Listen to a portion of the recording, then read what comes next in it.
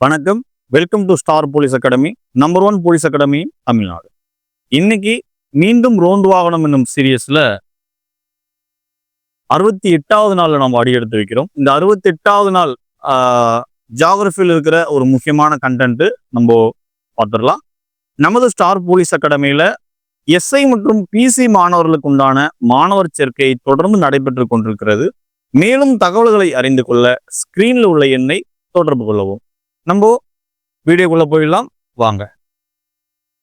தொடர்ச்சியா 100 நாள் பயிற்சியில இன்னைக்கு நம்ம 68வது நாள்ல ஜியாகிரபியில இம்பார்ட்டன்ட் கண்டென்ட் நம்ம பார்க்கலாம். என்ன சார் அப்படின்னா, ஜியாகிரபி இந்த ஸ்பியரிக்கல் ஷேப்ல இருக்கிற இந்த புவி கோளத்துல என்னென்ன கான்செப்ட் இருக்கு, அதனுடைய லேயரை பத்தின முக்கிய தகவலை நம்ம பார்க்கலாம். புவி கோளம், ஸ்பியரிக்கல் எர்த். புவி கோளத்தை எந்தெந்த பகுதியா பிரிக்கிறாங்கன்னா கிட்டத்தட்ட ஒரு 3 லேயரா பிரிக்கிறாங்க. சரிங்களா? இந்த 3 லேயர்ல ஃபர்ஸ்ட் இருக்கிறது மேலே இருக்கிற அந்த கிரஸ்ட், அதுக்கடுத்து மாண்டல், அதுக்கடுத்து கோர் உள்ளகம், மேல இருக்கிறது கருவம், கவசம். இதை பத்திலாம் நம்ம 1 by 1 நம்ம பார்க்கிறோம். சரிங்களா? ஸோ எக்ஸாம் பாயிண்ட் ஆஃப் வியூல இந்த சிமானா என்ன, அதுல பாறை கோலங்கள் எதனால் ஆனது, இது மாதிரி தகவல் எல்லாம் கேட்கப்பட்டிருக்கு. ஸோ அதை பத்தி நம்ம பார்த்துக்கலாம்.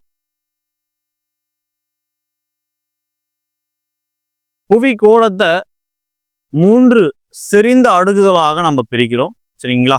ரொம்ப கான்சன்ட்ரேட்டிக் லேயரா நம்ம பிரிக்கும் பொழுது ஃபர்ஸ்ட் வெளிப்புறத்தில் இருக்கிறது மேலோடு, கிரஸ்ட் அப்படின்னு சொல்றோம்.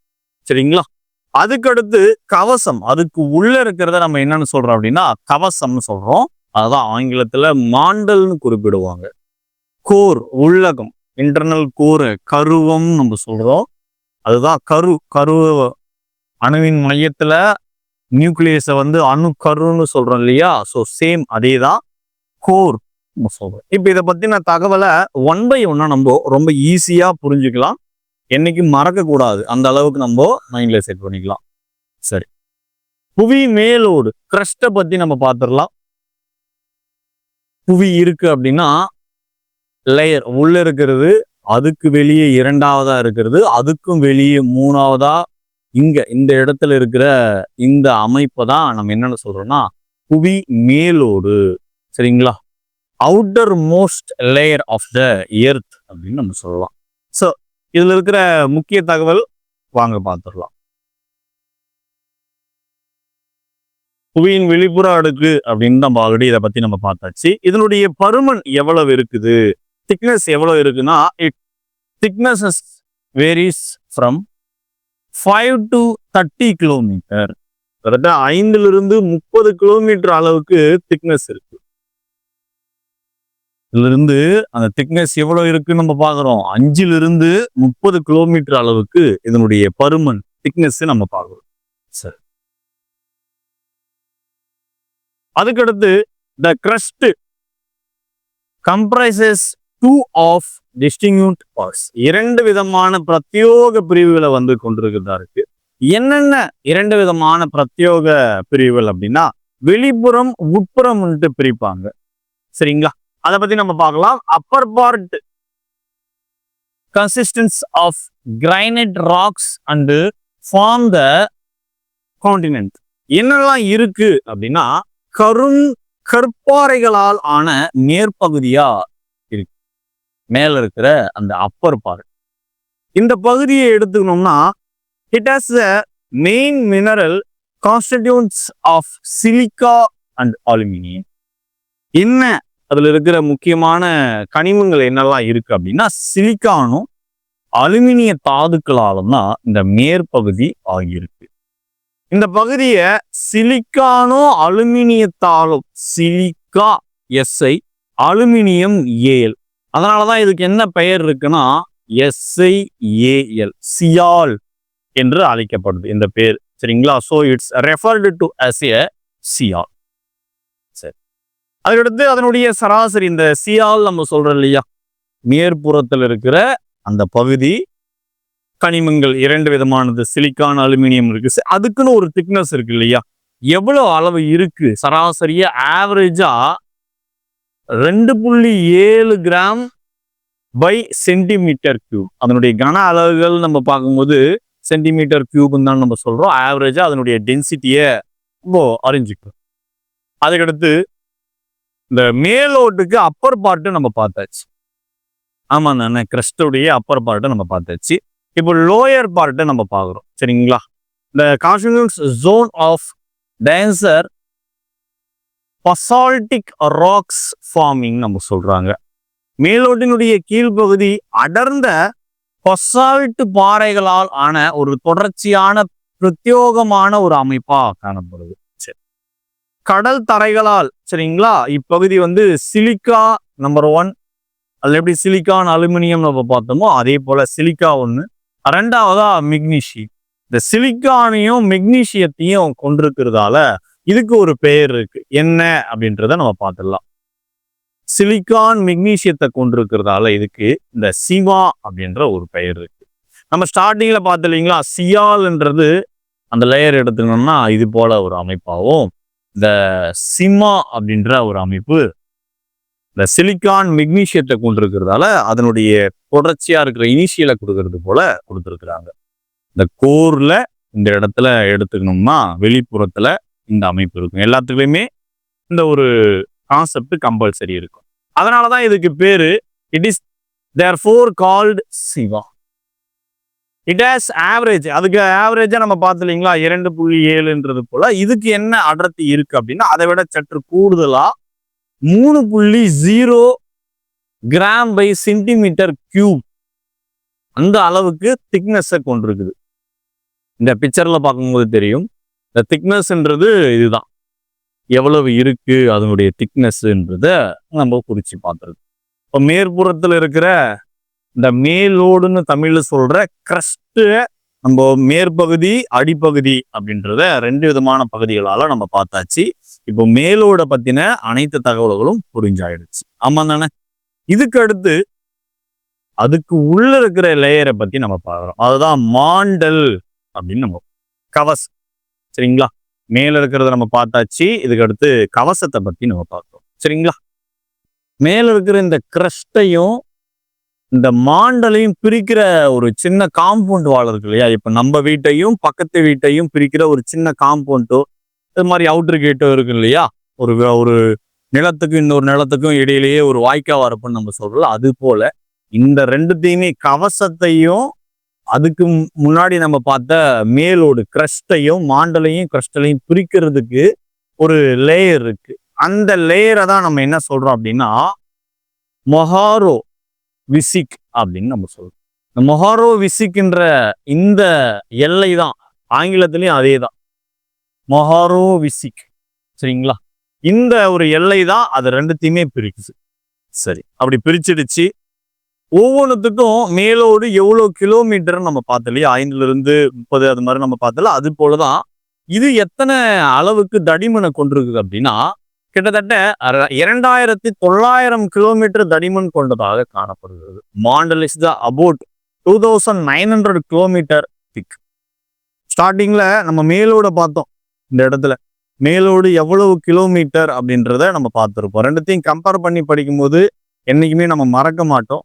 ஸோ அதனாலதான் புவி மேலோடு நம்ம பார்த்தோம் இல்லையா, இந்த மேலோடுடைய பருமன் எவ்வளவு இருக்குது, 5லிருந்து 30 கிலோமீட்டர் நம்ம பார்த்தோம். ஆனா அதுக்கு உள்ள இருக்கிற இந்த மாண்டல் அதை விட அதிகப்படியான எல்லைகளை கொண்டிருக்கிறதா இருக்கு. கிட்டத்தட்ட 2900 கிலோமீட்டர் அளவுக்கு ரொம்ப திக்னஸா இது இருக்குன்றத நம்ம தெரிஞ்சுக்கிறோம். சரிங்களா? அதனுடைய திக்னஸையும் பார்த்துட்டோம், அதை பிரிக்கிற எல்லையும் நம்ம பார்த்தாச்சு. இதை தொடர்ந்து கருவத்தை நம்ம பார்க்க போறோம். புவி கருவம்ன்றது என்ன, அதுதான் கோர். இதை தெளிவா நம்ம பார்ப்போம். இதுதான் அந்த கருவம் நம்ம சொல்றோம். சரிங்களா? இந்த கருவத்தை கூட அவுட்ரு இன்னர் அப்படின்றது போல 2 விதமா நம்ம பிரிக்கலாம். இதுல இருக்கிற முக்கிய தகவல்களை நம்ம பார்த்துடலாம். கருவம்ன்றதுதான் ஆங்கிலத்துல கோர் அப்படின்னு நம்ம பார்க்கலாம். இது ஆல்ரெடி நம்ம சொன்னதுதான், பிக்சர்லயே நமக்கு புரிஞ்சிருக்கும். The innermost layer of the earth is called the core. சரிங்களா? உள்ள இருக்கிற ஒரு முக்கியமான மைய பகுதி தான் நம்ம என்னன்னு சொல்றோம், கருவம்னு நம்ம சொல்றோம். சரி, புவி கருமம். இந்த கருவத்தை இந்த ரீடேக் எடுத்துங்க. புவி கருவம் இருக்கு இல்லைங்களா, இதுக்கு ஒரு தனியான ஒரு பெயர் இருக்கு, ஆங்கிலத்திலும் அதேதான். சரிங்களா, பேரிஸ்பியர் என்று அழைக்கப்படுறது. இதுக்கு பெயர் என்ன இருக்கு, இது மையத்தில் இருக்கிற இந்த பெயருக்கு என்னன்னா, என்ன ஸ்பியர் இது, பேரிஸ்பியர் நம்ம சொல்றோம். சரி, மையப்பகுதி கருவம், அதுக்குன்னு ஒரு தனித்துவமான பெயர் இருக்கு, பேரிஸ்பியர்னு அழைக்கிறோம். அதுக்கு அடுத்து இந்த லேயர் ஆல்ரெடி நம்ம அங்க பார்த்தோம் இல்லைங்களா, புவியினுடைய மேலோடு கிரஸ்டையும் மாண்டலையும் பிரிக்கிற ஒரு வாய்க்கா வரப்பு போல சென்ட்ரா ஒரு லேயர் இருக்கிறதா நம்ம பார்த்தோம் இல்லையா. அது போலதான் இதுவும் இரண்டையும் பிரிக்குது. சரிங்களா, என்ன, புவி கருவத்தையும் கவசத்தையும் பிரிக்கும். ஏன்னா கவசம்ன்றது இங்க இருக்கு இல்லையா, அந்த கவசத்தையும் கருவத்தையும் ஒரு லேயர் பிரிக்குது. சரிங்களா, அதுதான் அந்த லேயருக்கு பேரு தான் நம்ம இங்க என்ன பாக்குறோம், வெய்சார் குர்டன்பெர்க்னு நம்ம சொல்றோம். சரிங்களா, இந்த வெய்சார்ட் குர்டன்பெர்க்ன்ற இந்த ஒரு சின்ன இடைவெளி தான் அதுக்கு எல்லையா அமைஞ்சிருக்கு, ஒரு காம்ஃபோர்ட்டா அமைஞ்சிருக்கு. மோஸ்ட் ரொம்ப ரொம்ப முக்கியமானது. சரிங்களா, வெய்சார்ட் குர்டன்பெர்க் அப்படின்ற ஒரு இடைவெளி தான் எதையும் பிரிக்குது. மறுபடியும் நான் சொல்றேன், கருவத்தையும் வெளியே இருக்கிற அந்த கவசத்தையும் பிரிக்கும். அது ஒரு எல்லையா அமைஞ்சிருக்கு. புவி கருவத்தை நம்ம என்ன ரெண்டு விதமான அடுக்கெல்லாம் நம்ம பிரிக்கலாம். ஒண்ணு சாலிட் இன்னர் கோர்னும், அதுக்கு அடுத்து லிக்விட் அவுட்டர் கோர்னும் நம்ம சொல்லலாம். அப்ப உள்ள இருக்கிறது திரவ நிலையில் இருக்குன்னு நம்ம ஒரு ஐடியா நமக்கு புரியுது. வெளியே இருக்கிற அவுட்டர் என்னது, சாரி, உள்ள இருக்கிறது இன்னர் சாலிடா ரொம்ப திட நிலையில் இருக்கிறதுனும், வெளியே இருக்கிற அவுட்டர் லேயரு நீர்மமா இருக்குன்றதும் நம்ம புரிஞ்சுது. சரிங்களா, அதை பத்தி நம்ம பார்த்துடலாம் என்னெல்லாம் இருக்குன்றத. வெளிக்கருவம் திரவ நிலையில் உள்ள இரும்பு குழம்பால் ஆனது. Outer layer core which is rich in iron is in liquid state. அதுக்கடுத்து உள்ள இருக்கிற கருவம் இன்னர் கோர் எப்படி இருக்கு, ஆல்ரெடி நம்ம சொன்னதுதான். இது திடநிலையில் உள்ள நிக்கல் மற்றும் இரும்பாலான, அது ஃபுல் அண்ட் ஃபுல் இரும்பு குழம்பு. ஆனா இது எது மாதிரி இருக்கு அப்படின்னா, திட நிலையில இருக்கிற ரெண்டு விதமானது இருக்கு. சரிங்களா, nickel and ferrous solid in state. ரொம்ப ரொம்ப இம்பார்ட்டன்ட், நோட் பண்ணிக்கலாம். அதுக்கடுத்து ஒவ்வொன்றத்தை பத்தி நம்ம பார்க்கலாம். புவியினுடைய கொள்ளளவிலே, அதனுடைய வால்யூம்லே கிட்டத்தட்ட புவி மேலோடு எவ்வளவு அளவை கொண்டிருக்குது அப்படின்னா 1%. The crust form only 1% of the volume of the earth. 84% சரிங்களா consists of the mantle. மாண்டல் நம்ம வெளியே இருக்கிற அந்த கவசம்னு சொன்னோம் இல்லையா, அந்த கவசம் எவ்வளவு பகுதியை கொண்டிருக்கு அப்படின்னா 84% அளவுக்கு பரப்பளவை அதுல எடுத்துட்டு இருக்கு, ஆக்குபைடு பண்ணிருக்கு. மீதமுள்ள 15% தான் புவி கருவமாக உள்ளது, 15%. சரிங்களா, 15% மேக்ஸ் த கோர். புவியின் ஆரம், நம்ம சொல்றோம் இல்லையா, மோஸ்ட் இம்பார்ட்டன்ட்.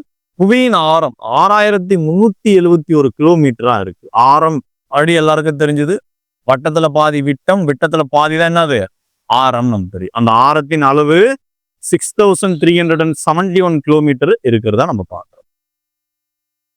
அதுக்கடுத்து புவியின் மேலோட்டு இருக்கு இல்லைங்களா, இந்த புவியின் மேலோட்டு இருக்கும் கவசம் அந்த மேலடுக்கு இருக்கு, மேலோடு, புவியினுடைய மேலோடு இருக்கு இல்லைங்களா, வெளியே இருக்கிறது. கவசத்துக்கும் ஒரு மேல் அடுக்குன்னு இருக்கு. இந்த மேலடுக்கும் இடையே உள்ள பகுதி என்ன பகுதியால் ஆகி இருக்கு அப்படின்னா பாறை. அதுவும் எது மாதிரியான பாறை, ரொம்ப மின் பாறைன்னு நம்ம சொல்றோம், சாஃப்டா இருக்கிற ராக்ஸால ஆகி இருக்கிறதா ஒரு கூடுதல் தகவலா இதை நம்ம தெரிஞ்சுக்கிறோம். இது இல்லாம இந்த புவியில் ஏற்படுற ஒரு சின்ன சின்ன அதிர்வலைகளால நிலநடுக்கம் என்றதை நம்ம பார்க்கிறோம், எர்த் குயிக். ஸோ இதை பத்தி பார்த்துட்டு இதையும் பார்த்தாதான் ஒரு கண்டினியூட்டியோட நமக்கு புரியும். எர்த் குயிக் அப்படின்றது ஸோ அதுதான் நம்ம புவியை பத்தி 1 by 1 நம்ம பார்க்கிறோம். இந்த மேற்புறத்தில் ஏற்படுகின்ற ஒரு அதிர்வலைகளால தான் மிகப்பெரிய ஒரு இயற்கை சீற்றமா உயிரினங்களுக்கு பாதிப்பு ஏற்படுது. சரி, நிலநடுக்கம்னா என்ன? இந்த புவி மேலடுக்குன்னு நம்ம சொல்றோம் இல்லையா, என்னது, வெளியே இருக்கிற அந்த கிரஸ்ட், திடீரென்று ஏற்படும் ஆற்றல், அதுல ஏற்படுகின்ற அந்த ஆற்றல் வெளியிடப்படுறதால ஒரு வைப்ரேஷன் அப்படின்ற மாதிரி கூட நம்ம சொல்லலாம். இதனாலதான் நிலநடுக்கம்ன்றது ஏற்படுது. சரி, நிலநடுக்கத்தை எதனால அளக்குறாங்க? சரிங்களா, சிஸ்மோகிராபின்னு நம்ம சொல்றோம். ரெக்டர் அளவையால எவ்வளவு அளவு ரொம்ப அபாயகரமானதா, ரொம்ப குறைவானதா என்பதை வந்து பதிவு செய்வாங்க. இதை பத்தி எல்லாருக்கும் தெரியும். இந்த ரெக்டர் அளவு அப்படின்னா எதிலிருந்து எது வரையும் இருக்கும் அப்படின்னா 0ல தொடங்கி 9 வரை இருக்கு. இப்போ பிஹெச்ன்றது 0ல தொடங்கி 14 வரையும் நம்ம பார்த்தோம் இல்லையா கெமிஸ்ட்ரியில. அது போல இந்த அந்த ரிக்டர் அளவுகோல் 0ல இருந்து 9 வரை இருக்கு. சரிங்களா? அதுல அலைகள் எல்லாம் இருக்கு. சரிங்களா? அலைகள் எந்தெந்த வகையான அலைகள் எல்லாம் அபாயத்தை ஏற்படுது, அந்த அலைகளுக்கு பெயர் என்ன அப்படின்னா 3 விதமான நில அதிர்வு அலைகளா பிரிக்கிறாங்க earthquake. There are 3 types of earthquake waves. என்னென்ன 3 types of earthquake waves இருக்குன்னா, பி அலைகள் அல்லது அழுத்த அலைகள் நம்ம சொல்றோம். பி வேவ்ஸ் ஆர் லாண்டிடியூட்னல் வேவ்ஸ் நம்ம பார்ப்போம்.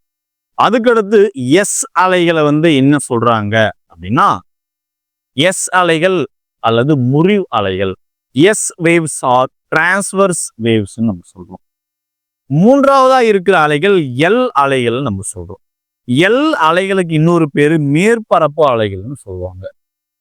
L waves are surface waves, அதுக்கு இன்னொரு விதமான பெயர் இருக்கு.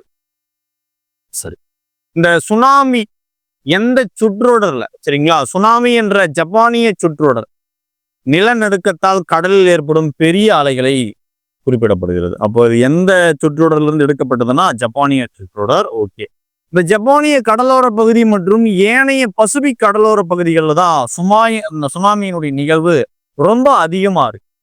எந்த இடத்துல அதிகமா இருக்கும் அப்படின்னா 2 விதமானது. ஒண்ணு ஜப்பானிய கடலோர பகுதிகள், இன்னொன்னு என்னது பசிபிக் கடலோர பகுதிகள். சரிங்களா? இதை அகைன் நான் 2 டைம்ஸ் சொல்றேன் அப்படின்னா கொஞ்சம் தெளிவா மைண்ட்ல செட் ஆகணுன்றதுக்காக தான் நோட் பண்ணிக்கலாம். அதுக்கடுத்து ரொம்ப முக்கியமான இன்சிடென்ட் என்ன அப்படின்னா, on 26th December 2004 tsunami in Indian Ocean swept coastal area of. இந்திய பெருங்கடலில் 26 டிசம்பர் 2004 அன்று ஏற்பட்ட சுனாமி எந்தெந்த பகுதிகளெல்லாம் பெரும் உயிர் சேதத்தை வந்து ஏற்படுத்துச்சு என்ற டீட்டெயிலை நம்ம தெரிஞ்சுக்கணும். சரிங்களா? இந்தோனேஷியா, இந்தியா, இலங்கை, தாய்லாந்து ஆகிய நாடுகள் கடலோர பகுதிகள் பெரும் பொருள் மற்றும் உயிர் சேதத்தை வந்து ஏற்படுத்தினது ஒரு முக்கியத்துவமான குறிப்பா பார்க்கப்படுது. சரிங்களா? இன்னைக்கு பார்த்த இந்த ஜியோகிராஃபியில் இருக்கிற முக்கியமான கண்டென்ட் எல்லாருக்கும் புரிஞ்சிருக்கும், பிளஸ் பயனுள்ளதா இருக்குன்ற நம்புறோம். ஸோ தேங்க்ஸ் ஃபார் வாட்சிங் திஸ் வீடியோ. நமது ஸ்டார் போலீஸ் அகாடமியில எஸ்ஐ மற்றும் பிசி மாணவர்களுக்கு உண்டான மாணவர் சேர்க்கை தொடர்ந்து நடைபெற்றுக் கொண்டிருக்கிறது. மேலும் தகவல்களை அறிந்து கொள்ள ஸ்கிரீன்ல உள்ள எண்ணை தொடர்பு கொள்ளவும். நன்றி.